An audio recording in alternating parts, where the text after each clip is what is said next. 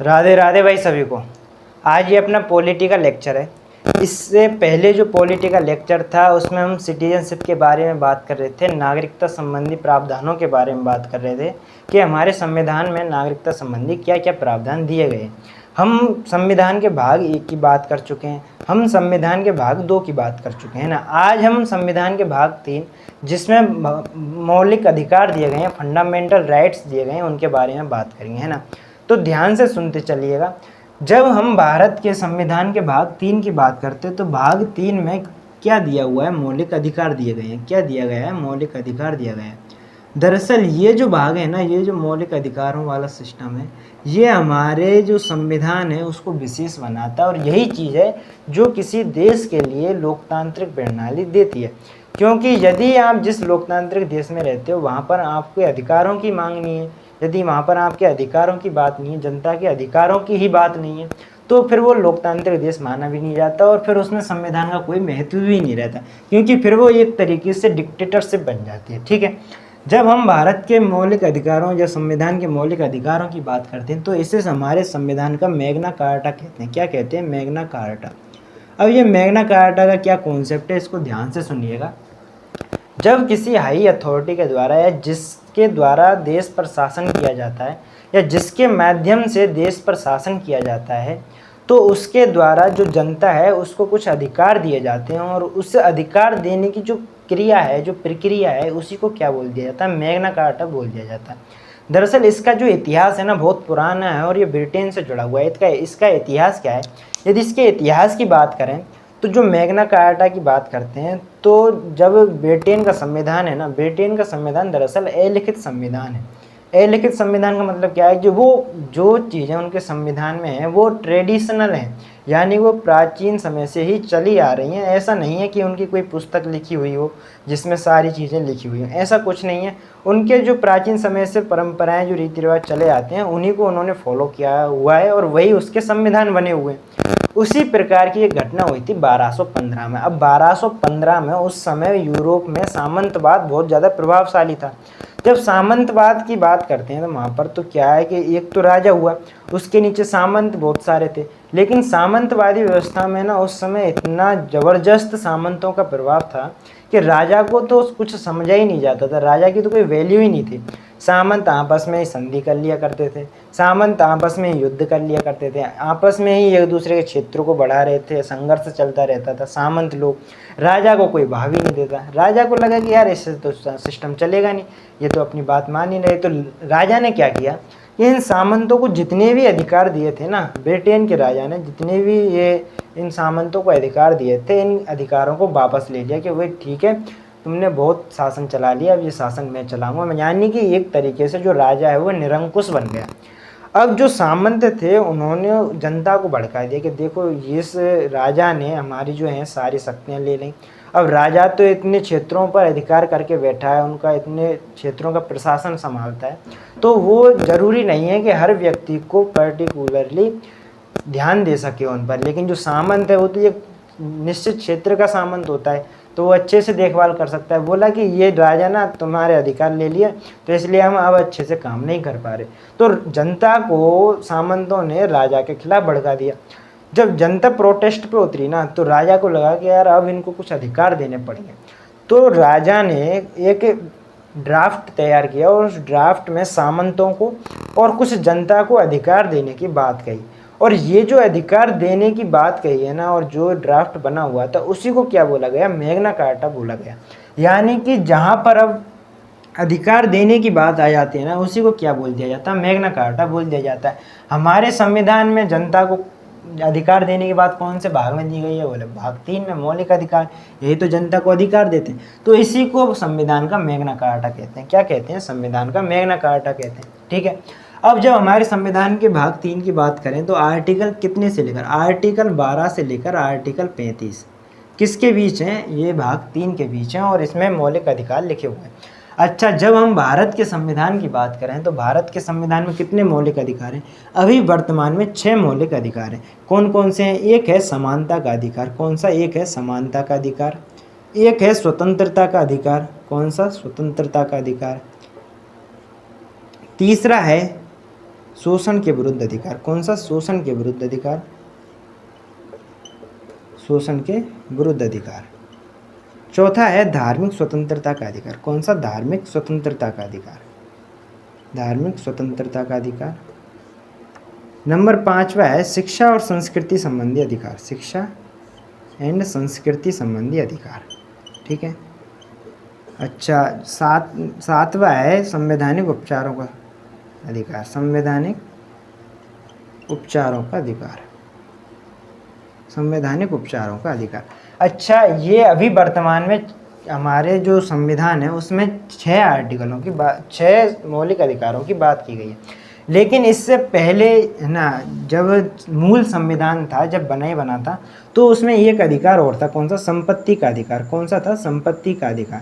इस संपत्ति के अधिकार को 44वें संविधान संशोधन, कॉन्स्टिट्यूशन अमेंडमेंट 1978 के तहत इसको हटा दिया गया। इसको मौलिक अधिकार से हटाकर इसको कानूनी अधिकार बना दिया गया और कॉन्स्टिट्यूशन में अनुच्छेद 300A है ना, 301 में इसको रख दिया गया। यानी जो संपत्ति का अधिकार था इसको 44वें संविधान संशोधन के तहत हटा दिया गया। ठीक है, इतनी सी। अभी वर्तमान में कितने? अभी वर्तमान में 6 हैं, लेकिन पहले 7 हुआ करते थे। मूल संविधान था उसमें 7 हुआ करते थे। ठीक, अब इन सभी मौलिक अधिकारों के बारे में अपन डिटेल से पढ़ेंगे। और आज एक चीज़ और ध्यान रखिएगा, कौन से मौलिक अधिकार किन किन आर्टिकलों में है। यदि हम समानता के अधिकार की बात करें तो आर्टिकल 14 से लेकर आर्टिकल 18 तक कौन से प्रावधान है? समानता के अधिकार का प्रावधान है। आर्टिकल 19 से लेकर आर्टिकल 22 तक कौन से मौलिक अधिकार का प्रावधान है? स्वतंत्रता के मौलिक अधिकार का प्रावधान है। आर्टिकल 23 से लेकर 24 तक शोषण के विरुद्ध जो अधिकार है उसमें वर्णित किया गया है। आर्टिकल 25 से लेकर 28 तक धार्मिक स्वतंत्रता के अधिकार को वर्णित किया गया है। आर्टिकल 29 और 30 में किसको वर्णित किया गया है? शिक्षा संबंधी, शिक्षा एंड संस्कृति संबंधी जो अधिकार है उसको, है ना। और आर्टिकल 32 में किसको बताया गया है? संवैधानिक उपचारों के सिद्धांत को बताया गया है ना, इसके मौलिक अधिकार को बताया गया है। जो संपत्ति का अधिकार था ये आर्टिकल 31 में था, जिसको समाप्त कर दिया गया है। ठीक, अब इसमें प्रत्येक मौलिक अधिकार को अपन डिटेल से पढ़ेंगे, है ना। तो अपन स्टार्ट करते हैं, और जो अपना पहला है कौन सा? समानता का अधिकार, उसको अपन पढ़ते हैं। ठीक है, देखो इनको अपन आर्टिकल वाइज पढ़ेंगे ना, हर आर्टिकल की बात करेंगे स्टार्टिंग से, भाग 3 के आर्टिकलों की। यदि मैं यदि भाग 3 में आर्टिकलों की बात करें तो आर्टिकल कौन से स्टार्ट होता है? आर्टिकल 12 से स्टार्ट होता है ना। भाग 3 हमारे संविधान के आर्टिकल 12 से स्टार्ट होता है। अच्छा, आर्टिकल 12 में किसकी बात कही गई है ना? आर्टिकल 12 में हमारे देश की यानी राज्य की क्या परिभाषा है, अपने जो स्थानीय स्वशासन है उनकी क्या परिभाषा है, राज्य विधानमंडल में इनकी क्या परिभाषा है, इन सब के बारे में किस में बताया गया है? आर्टिकल 12 में बताया गया। मौलिक अधिकारों की क्या डेफिनेशन हुई, किस में बताया गया है? आर्टिकल 12 में बताया गया। ठीक है, आर्टिकल 13 की बात करें तो आर्टिकल 13 में किसकी बात कही गई है? आर्टिकल 13 में न्यायिक पुनरावलोकन, किसकी? न्यायिक पुनरावलोकन, है ना। हिंदी पे ज़्यादा ध्यान मत दीजिए, आप कॉन्सेप्ट समझिए ना। आर्टिकल 13 की बात करें तो न्यायिक पुनरावलोकन का सिद्धांत है ना। हालांकि ये शब्द उसमें नहीं लिखा हुआ है ना आर्टिकल 13 में, लेकिन जो थ्योरी है उसको नाम दिया गया। अब थ्योरी क्या लिखी हुई है कि देखो, हमारी संसद कोई भी ऐसा कानून नहीं बना सकती जो व्यक्ति के मौलिक अधिकारों को प्रभावित करता हो। यदि कोई संसद ऐसा कानून बना देती है ना, तो हमारी जो सुप्रीम कोर्ट है, जो हमारा सर्वोच्च न्यायालय है, वो उस संविधान जो कानून बनाया है उस कानून को अवैध घोषित कर सकते। ये किस में कहा गया है? ये आर्टिकल 13 में कहा गया है। यानी कि सरकार ऐसा कोई भी कानून नहीं बना सकती जो व्यक्ति के मौलिक अधिकारों को कहीं ना कहीं रोकता हो, उनको प्रभावित करता हो। ठीक है, अब आर्टिकल 14 की बात करते हैं, और आर्टिकल 14 से स्टार्ट होता है अपना समानता का अधिकार। ठीक है, अब आर्टिकल 14 की बात करते हैं तो आर्टिकल 14 में किसके बारे में बात की गई है? कानून के समक्ष समानता, कानून के समक्ष समानता, है ना। अब ये कानून के समक्ष समानता का मतलब क्या है, इस चीज़ को समझिएगा, है ना। देखो ये जो सिद्धांत है ना, ये अपन ने कहाँ से लिया था? यूके से लिया था, यूनाइटेड किंगडम से लिया गया था, है ना। और इसको बोलते थे equality before law, before law, है ना। अब इसका मतलब क्या था, देखो कि मान लीजिए कि भाई एक व्यक्ति है 40 साल का और एक कोई बच्चा है 11 साल का, ये दोनों सेम अपराध कर देते हैं। यानी कि जो 40 साल का बंदा है वो भी किसी व्यक्ति का मर्डर कर देता है और जो 11 साल का बच्चा है वह भी किसी व्यक्ति का मर्डर कर देता है। अब कंडीशन तो ये है कि दोनों ने सेम अपराध किया है तो दोनों को समान सज़ा मिलेगी। किसके तहत, ये जो इक्वलिटी बिफोर लॉ है, यानी कि दोनों ने अपराध तो सेम किया है तो कानून के समानता होनी चाहिए। ऐसा नहीं होना, दोनों डिस्क्रिमिनेशन नहीं होना चाहिए, भेदभाव नहीं होना चाहिए, है ना। ये तो यही कॉन्सेप्ट कहता है। ये सिद्धांत क्या था, यूके से लिया था, लेकिन इसमें क्या है, एक चीज़ परिवर्तित की गई। क्या की गई, बाद में आया कानून के समान संरक्षण। क्या आया, कानून के समान संरक्षण, है ना। अब ये कानून के समान संरक्षण, इसका क्या मतलब है ना, इसको बोलते हैं इक्वलिटी प्रोटेक्शन लॉ, है ना। अब इक्वलिटी प्रोटेक्शन लॉ का मतलब क्या था और ये कहाँ से लिया गया था, ये यूएसए से लिया गया था, अमेरिका से लिया गया था। इसका मतलब ये है कि भाई आप जैसे बात करते हो कि भाई 11 साल के बच्चे ने भी एक हत्या की है, मर्डर की है, और एक 40 साल के आदमी ने भी हत्या की है, उन दोनों को समान सज़ा मिलनी चाहिए। लेकिन ऐसा नहीं होना चाहिए, कुछ ना कुछ उनमें डिस्क्रिमिनेशन होना चाहिए। क्या उस 40 साल के बच्चे की, क्या उस 40 साल का जो आदमी है जितनी समझ उसमें पैदा हो चुकी है, क्या उस 11 साल के बच्चे में इतनी समझ पैदा हो चुकी है? नहीं हो चुकी ना। तो उनमें कहीं ना कहीं अपने को भेदभाव करना ही पड़ेगा। और आज अपन देखते हैं हमारे जब सर्वोच्च न्यायालय की बात करते हैं तो लगभग 80% जो केस है ना वो इसी आधार पर सुनाए जाते हैं ना, और जो 20% इसमें उपयोग किया जाता है। जैसे जब महिला और पुरुषों की बात करते हैं तो कहीं ना कहीं महिलाओं को कम सजाए का प्रावधान रखा जाता है, किसके तहत, एक कानून के समान संरक्षण के तहत, पुरुषों की अपेक्षा, है ना। अच्छा, और क्या चीज़ है इसमें, ये चीज़ है जनाब कि जब इक्वलिटी बिफोर प्रोटेक्शन लॉ की बात करते हैं, मतलब कि यदि कोई व्यक्ति सेम कांड को, है ना, चाहे वह 40 साल का हो, चाहे वो 35 साल का हो, है ना, और चाहे वह छोटा बच्चा हो, तो इनमें कहीं ना कहीं डिस्क्रिमिनेशन होगा, इनमें भेदभाव करना पड़ेगा। जैसे कि जब हम निर्भया कांड की बात करते हैं, जो दिल्ली में हुआ था निर्भया कांड, तो उसमें हुआ क्या था कि जो एक 17 साल का बच्चा था वो इस कांड में सम्मिलित था, उसने इस कुकृत्य को अंजाम दिया था। लेकिन जब 18 साल से कम उम्र का कोई व्यक्ति होता है तो उसे क्या है कि बाल सुधार गृह में भेज दिया जाता है। तो ये इसी की देन है ना। यदि इसके तहत इस चीज़ को देखा जाए तो मतलब कि इसी के तहत उस चीज़ को उन्होंने डिफाइन किया था और वो निर्णय सुनाया था। यानी कि उसकी समझ के आधार पर, यार इसकी 18 एज नहीं हुई इसलिए इसको छोड़ा जाए। लेकिन नहीं छोड़ना चाहिए था भाई, ऐसों को तो मतलब सरेआम गोली मार देनी चाहिए, है ना। आर्टिकल 14 की बात हो गई, है ना। आर्टिकल 15 की बात करें, है ना, आर्टिकल 15 में किसकी बात की गई है, आर्टिकल 15 में बात की गई है भाई सामाजिक समानता। किसकी बात की गई है, सामाजिक समानता, है ना। अब आर्टिकल 15 में सामाजिक समानता की बात की गई है और इस आर्टिकल 15 के अंदर इसके सब आर्टिकल हैं, है ना। कितने हैं सब आर्टिकल, 6, 1 2 3 4 5 6, इसके अंदर भी सब आर्टिकल हैं।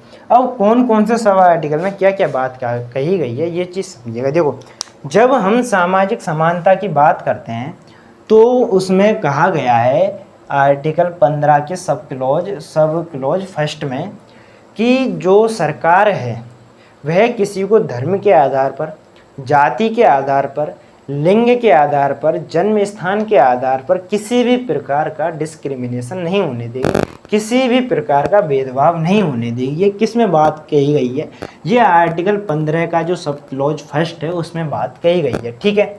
अब जो आर्टिकल 15 का सब क्लॉज दूसरा है उसमें क्या बात कही गई है, उसमें बात कही गई है कि कोई भी सार्वजनिक स्थान है, उस सार्वजनिक स्थान पर कोई भी व्यक्ति जा सकता है, चाहे वह दलित हो, चाहे वह पिछड़ा हो, चाहे वह जनजाति का हो, चाहे वो जनरल आदमी हो, कोई भी जा सकता है। किसी भी प्रकार का भेदभाव नहीं किया जा सकता सार्वजनिक स्थान पर, ठीक है। आर्टिकल 15 के सब क्लॉज 3 में क्या बात कही गई है कि जो महिलाएं और बच्चों के लिए, उनके कल्याण के लिए अलग से उपबंध किए जाएंगे। ये किस में बात कही गई है, आर्टिकल 15 के सब क्लॉज 3 में। क्योंकि हम कहीं ना कहीं देखते हैं कि आज भी हमारे देश में पुरुषों की अपेक्षाएं जो महिलाएं हैं वो कहीं ना कहीं पीछे हैं। क्यों, अब हम आधी आबादी को साइड लाइन करके हम पूरे देश में विकास तो हो नहीं सकता, क्योंकि महिलाओं को साथ रखना पड़ेगा।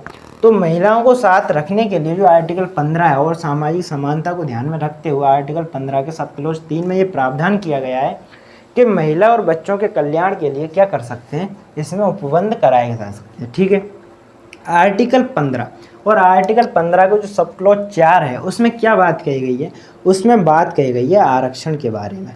और आरक्षण किस प्रकार का, आरक्षण इसमें दो तरीके के हैं ना, दो चीज़ों के। एक तो जो सामाजिक रूप से पिछड़े लोग हैं ना, सामाजिक रूप से पिछड़े लोग हैं, और दूसरे शैक्षणिक रूप से जो पिछड़े लोग हैं। कौन से? सामाजिक रूप से पिछड़े लोग हैं और जो शैक्षणिक रूप से पिछड़े हुए लोग हैं, उन लोगों के लिए जो सरकारी शैक्षणिक संस्थानें हैं जैसे कि कॉलेज वगैरह हैं, यूनिवर्सिटी वगैरह हैं, इनमें आरक्षण की व्यवस्था की गई है। ठीक है, किसमें बात की गई है? आर्टिकल 15 के सब क्लॉज 4 में। आर्टिकल 15 के सब क्लॉज 5 में क्या बात कही गई है? इसमें बात कही गई है कि इनमें निजी शैक्षणिक संस्थानों में, निजी शैक्षणिक संस्थानों में आरक्षण के बारे में बात की गई है। शैक्षणिक संस्थानों में, निजी शैक्षणिक संस्थानों में भी आरक्षण का प्रावधान रखा गया है। ठीक है, किसमें? आर्टिकल 15 के सब क्लॉज 5 में। आर्टिकल 15 के सब क्लॉज 6 की बात करें तो इसमें जो आर्थिक रूप से पिछड़े लोग हैं ना, कौन से आर्थिक रूप से पिछड़े लोग हैं, उनको उनका प्रावधान किया गया, उनको आरक्षण देने का प्रावधान किया गया है कि उनको भी शैक्षणिक जो संस्थान हैं, सरकारी जो शैक्षणिक संस्थान हैं, उनमें आरक्षण दिया जाएगा। किसके आधार पर? आर्थिक आधार पर। ठीक है, तो यदि हम देखें तो शैक्षणिक आधार पर जो रिजर्वेशन की बात की गई है ना, तो आर्टिकल 15 के सब क्लॉज 4, 5 और 6 में प्रावधान किया गया है। ठीक है, इतनी सी बात आई आपके समझ में। अब इसके बाद आता है आर्टिकल 16, और इस आर्टिकल 16 में बात की गई है किसकी? अफसर की समानता, है ना। किसकी बात की गई है आर्टिकल 16 में? आर्टिकल 16 में अफसर की समता, है ना, क्योंकि हमारी जो प्रस्तावना है उसमें भी कहीं ना कहीं ये शब्द लिखा हुआ है अफसर की समान समता। तो यहाँ पर भी जो आर्टिकल 16 उसमें प्रावधान किए गए हैं, इसमें भी इसके 6 सब क्लॉज हैं। पहला, दूसरा, तीसरा, चौथा, पांचवा और छठवा, है ना।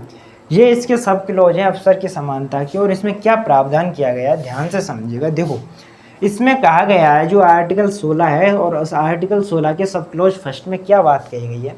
इसमें बात कही गई है कि भाई जो राज्य सरकार है वह किसी भी व्यक्ति को सरकारी नौकरी से बेदखल, मतलब उनमें भेदभाव नहीं कर सकती। सरकारी नौकरियों में कोई भी स्टेट हो, चाहे केंद्र सरकार हो चाहे राज्य सरकार हो, किसी भी नौकरी में वो भेदभाव नहीं कर सकती किसी भी बंदे के साथ। ठीक है, किसमें बात कही गई है? आर्टिकल 16 के फर्स्ट में।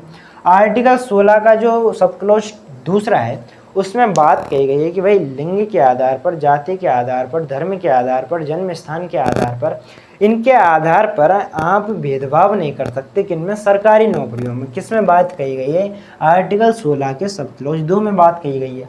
आर्टिकल 16 का सब क्लॉज 3 है, इसमें क्या बात कही गई है?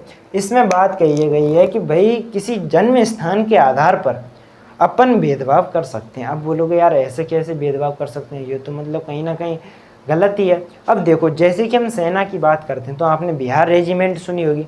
अब यार बिहार रेजिमेंट में बिहार के बच्चे लेने पड़ेंगे तो भेदभाव तो करना पड़ेगा। अब गोरखा रेजिमेंट की बात करते हैं तो उसमें उत्तराखंड, हिमाचल प्रदेश और सिक्किम, इन क्षेत्रों से बंदे लेने पड़ेंगे। ये तो है नहीं है केरल का बंदा चुन के भेज दें, तो उनमें कहीं ना कहीं डिस्क्रिमिनेशन होगा। और ये बात किस में लिखी हुई है? आर्टिकल 16 के सब क्लॉज 3 में लिखी हुई है कि जन्म स्थान के आधार पर सरकारी नौकरियों में भेदभाव हो सकता है। ठीक है, आर्टिकल 16 है उसका सब क्लॉज 4 है। सब क्लॉज 4 में क्या बात कही गई है कि जो सामाजिक रूप से और शैक्षणिक रूप से जो पिछड़ा है ना, जो लोग पीछे रह चुके हैं सामाजिक और शैक्षणिक रूप से, उनको सरकारी नौकरियों में रिजर्वेशन की बात की गई है। किस में बात की गई है? आर्टिकल 16 के सब क्लॉज 4 में। आर्टिकल 16 का जो सब क्लॉज 5 है उसमें बात कही गई है भाई धर्म के आधार पर रिजर्वेशन की, है ना, कि धर्म के आधार पर अपन डिस्क्रिमिनेशन कर सकते हैं, भेदभाव कर सकते हैं। जैसे कि अपन सिख रेजिमेंट की बात करें तो उसमें केवल सिख व्यक्ति होंगे, तो ये धर्म के आधार पर डिस्क्रिमिनेशन हो गया, भेदभाव हो गया। तो ये हमारे आर्टिकल 16 के जो सब क्लॉज 5 है उसमें बात कही गई है कि भाई धर्म के आधार पर डिस्क्रिमिनेशन हो सकता है। अच्छा, आर्टिकल 16 है और उसके सब क्लॉज 6 में क्या बात कही गई कि भाई आर्थिक रूप से जो पिछड़ा है ना उसको रिजर्वेशन दिया जाएगा किन में, सरकारी नौकरियों में। तो जो आर्टिकल 16 है उनमें ये बात कही गई है और उनके सब क्लॉज 6 हैं उनमें ये बात कही गई है। ठीक है, पता लग गया आपको। आर्टिकल 17 में किसकी बात की गई है भाई, छुआछूत की बात की गई है ना। आर्टिकल 17 में किसकी बात की गई है, अनटचेबिलिटी है ना, अस्पृश्यता। क्या बात की गई है कि भाई अपन मतलब जैसे कि जो पिछड़ी जाति के लोग हैं, जो दलित लोग हैं, जो हरिजन लोग हैं, उनके साथ अपन डिस्क्रिमिनेशन नहीं कर सकते, उनके साथ अपन छुआछूत जैसा व्यवहार नहीं कर सकते। ये किस में बात की गई है, ये आर्टिकल 17 में बात की गई है। अब देखो हमारे समाज में, हमारे देश में बहुत ही देखा गया है कि जो दलित लोग हैं, जो हरिजन लोग हैं, उन पर लोग प्रताड़नाएँ करते हैं, उनको लोग सताते हैं ना। तो वहाँ कहीं ना कहीं छुआछूत वाला कॉन्सेप्ट आता है कि बहुत से लोग ऐसे होते हैं जो जो हरिजन लोग हैं ना, उनको पानी तक नहीं पिलाते कि यार ये यदि इससे पानी पिएगा तो ये अपवित्र कर देगा हमको, ये अशुद्ध कर देगा। इस प्रकार के मनोभावों को लेकर लोग जी रहे हैं ना। तो इन चीज़ों को दूर करने के लिए आर्टिकल 17 में किसकी बात की गई है, अस्पृश्यता यानी कि अनटचेबिलिटी के बारे में बात की गई है कि भाई यदि कोई बंदा इन चीज़ों से प्रताड़ित है, यदि कोई इन चीज़ों से भुगत रहा है, भुगतभोगी है, तो वह सुप्रीम कोर्ट या सीधा हाई कोर्ट में जाके अपनी जो है कंप्लेन कर सकता है, अपनी रिट फाइल कर सकता है। ठीक है, बात आई आपके समझ में। क्या इनके ऊपर कोई कानून बना हुआ है, क्या इनके ऊपर कानून बने हुए हैं, क्योंकि ये तो लिखा हुआ है भाई कि छुआछूत नहीं हो सकती। लेकिन जब छुआछूत यदि कोई कर देता और उसके बाद फिर उसको क्या प्रावधान है, उसको क्या सज़ा मिलेगी, तो उसके लिए संसद को तो कानून बनाने पड़ेंगे। तो कानून बनाए गए हैं ना। तो एला जैसा ये कानून है अस्पृश्यता अपराध अधिनियम, ये 1955 का अधिनियम है। कब का अधिनियम है, 1955 का अधिनियम, 1955 में ही बना दिया गया था, है ना। और भी एसटी ओबीसी को लेकर एक्ट बने हुए हैं ना, 70-89 में बनाए थे। ठीक है, अब यदि आर्टिकल 18 की बात करते हैं तो आर्टिकल 18 में किसकी बात की गई, एंड ऑफ टाइटल्स। किसकी, एंड ऑफ टाइटल्स। अब एंड ऑफ टाइटल्स का मतलब क्या है कि भाई उपाधियों का अंत। उपाधियों का अंत देखो, आज हमारे देश में बहुत से ऐसे महानुभाव होते हैं, बहुत से ऐसे लोग होते हैं जो हमारे देश का नाम रोशन करते हैं किसी ना किसी क्षेत्र में, चाहे वह खेल के क्षेत्र हो, साहित्य, राजनीति, वाला किसी का भी क्षेत्र है ना, उनमें अपना नाम कमाते हैं और अच्छे अपनी जो देश की जो उन्नति है उसमें सहयोग करते हैं। अब उनको क्या है कि नेशनल अवार्ड दिए जाते हैं। जैसे ही कोई राजनीति में भाई अच्छा काम करके गया है, जैसे कि अभी जो भारत रत्न के अवार्ड मिले हैं, जैसे कि हम आडवाणी जी की बात करते हैं तो उनको भारत रत्न मिला है। लेकिन जो उनको नेशनल अवार्ड मिला है, जो भारत रत्न का मिला है, तो ये अपने नाम के पीछे इस नेशनल अवार्ड का नाम नहीं लिख सकते, है ना। कहीं वो ऐसे नहीं लगा सकते कि भाई आडवाणी और पीछे लिख दिया आपने भारत रत्न विजेता। आज जैसे कि बात करते हैं मोहम्मद शमी, है ना, उनका वर्ल्ड कप में बहुत अच्छा प्रदर्शन रहा है, इसलिए उनको अर्जुन अवार्ड मिला। अब ऐसा नहीं कि उनको अर्जुन अवार्ड मिल गया तो मोहम्मद शमी ट्विटर पे जाके मोहम्मद शमी और पीछे कोष्टक में लिख दिया उन्होंने कि अर्जुन अवार्ड विजेता, तो वो गलत है ना। किसी भी नेशनल अवार्ड का आप सरनेम के रूप में यूज नहीं ले सकते। ये किस में बात की गई है, एंड ऑफ टाइटल्स या आर्टिकल 18 में बात की गई है। ठीक है, अब कुछ रियायतें भी दी गई हैं, जैसा कि सेना के क्षेत्र में, है ना, और शिक्षा के क्षेत्र में, है ना। इन दो कैटेगरियों में आप टाइटल लगा सकते हो। आप अपने नाम के आगे डिग्री का जो भी आपको उपाधि दी गई है उसको लगा सकते हो। फॉर एग्जांपल यदि कोई सेना में भाई कोई ब्रिगेडियर है, कोई कर्नल है, कोई लेफ्टिनेंट है, तो वो तो लगाएगा क्योंकि उसी से उसकी पहचान होती है भाई किस रैंक का अधिकारी है। तो वहाँ एक चीज़ कंपलसरी है, तो सेना को छूट दे रखी है भाई, लगा सकते हो। एजुकेशन में यदि आपने PhD कर रखी है तो आप अपने नाम के आगे डॉक्टर लगा सकते हो, छूट दे रखी है आपको, है ना। तो कुछ चीज़ें हैं जो एंड ऑफ टाइटल्स जो नेशनल अवार्ड है उनका आप यूज नहीं कर सकते। लेकिन आप सेना और शिक्षा के क्षेत्र में यदि आपने कोई ख्याति प्राप्त की और आपको उपाधि मिली है, टाइटल्स मिला है, तो आप उसका यूज कर सकते हो। ठीक है, आज हम अपन ने जो समानता का अधिकार है इसको कंप्लीट किया। आगे की क्लास में अपन स्वतंत्रता के अधिकार की बात करेंगे। आज के लिए इतना ही, धन्यवाद।